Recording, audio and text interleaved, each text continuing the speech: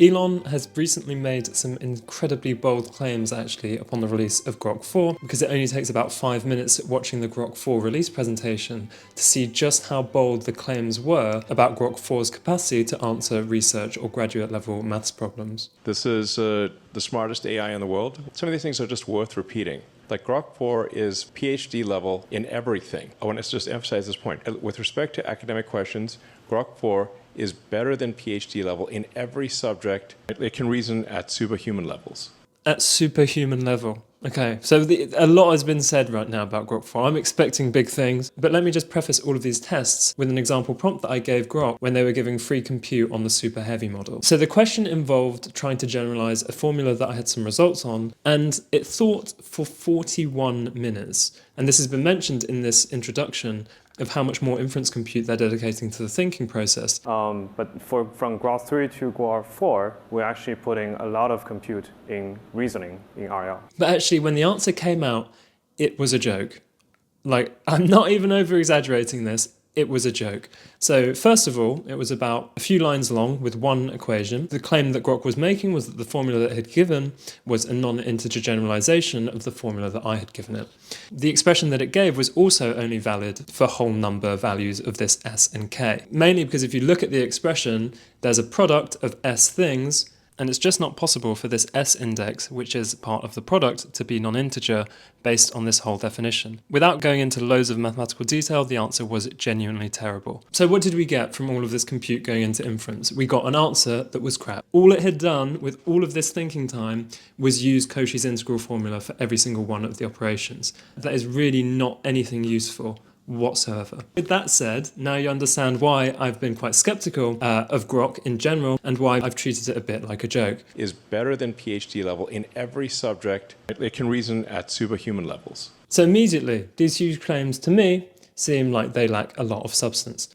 But let's test it. In real time, we're going to be giving Grok some research maths problems. I'll be outlining them. We've got some problems which I've given Gemini and ChatGPT, which we already know how they answered them. And we're going to see whether Grok is actually any good at solving them. So as the first prompt, I'm basically giving it some notation, giving it some known theorems, and asking it to prove a final theorem, which is kind of more of an identity really, because it's just a computation in order to prove that the known theorems reduce to this final one. Why might this be a good benchmark? Well, first of all, it's a random problem. There's no way it's been tested on this. It's so specific. It's in a subfield known as random matrix theory. I doubt it's seen it before. Second of all, it's kind of doable. It's not actually a very advanced problem, I would say. But nonetheless, Elon has said that it's better than a graduate student at maths. So, if a graduate student should be able to solve this, I feel like Grok should be able to solve it as well. I've also quite literally given Grok the answer of the thing it needs to show, which in general makes the problem much easier to do because it knows the end result to begin with. Then it's a bit like a show that question. You're given the answer, and I think most people will agree that those questions tend to be much easier because you actually know what you're aiming for. I should also say in the previous videos, Gemini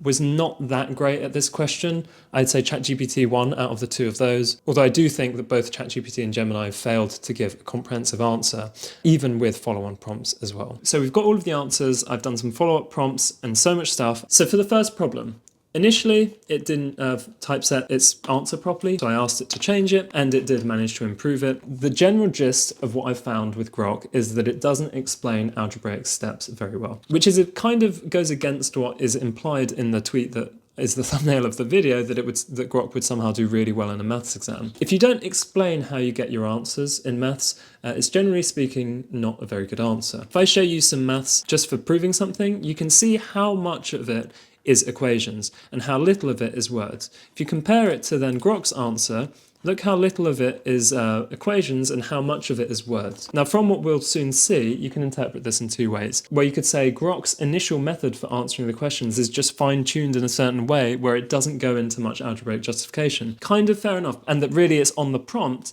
where you need to ask for what specifically you want. That is an argument you could make, and I think that's justified. But equally, if you actually want the model to be as good at mathematics as possible, I think the natural thing you would go with is to get better proofs and better justifications. But notice, I did ask in this case, this is by no means enough detail. You just claim that they come out like that, demonstrate it explicitly with algebraic detail how and why it comes out like this. And again, this is so limited. I mean, for this specific question, I would say its explanation is very limited. It makes a very glaring mistake here, which claims that the Vandermonde is a product of s minus 1 factorial terms, which it's not. It's s times s minus 1 over 2. So I do actually correct it here, and then for some reason it just didn't answer. Don't really understand why, so I was like, please, like, please give me an answer. Why you made that mistake? And then it does correct itself. It's a product of s choose 2. That's fine. You can write it as a binomial factor, but that's not the same as s minus 1 factorial. In fact, I'm really not sure where it got s minus 1 factorial. But this question doesn't go into enough justification, I would say. That said, it did give some nice little things. I did quite like, this is kind of a bit of a stupid thing to say is good, but I quite like that it has this little statement here about the Vandermonde, that zi appears in I minus 1 differences as the smaller term and s minus I is the larger, because there is a term that shows up in this justification where it's I minus 1, and maybe that's where it's coming from. Here it starts to fail because it starts to not write the equations properly, which is a bit strange. But having read through it, I didn't find anything particularly useful, actually, I would say, on this. And the weirdest thing of the whole prompt here is that it's only right at the very end that it suggests proving it by induction, which is like, why wouldn't you have done that from the start? Like, if you're proving something by induction, that's like the first thing that you would claim that that's how you prove it. Kind of lacks a lot of structure, I would say, this question. And it doesn't make sense whatsoever to put the inductive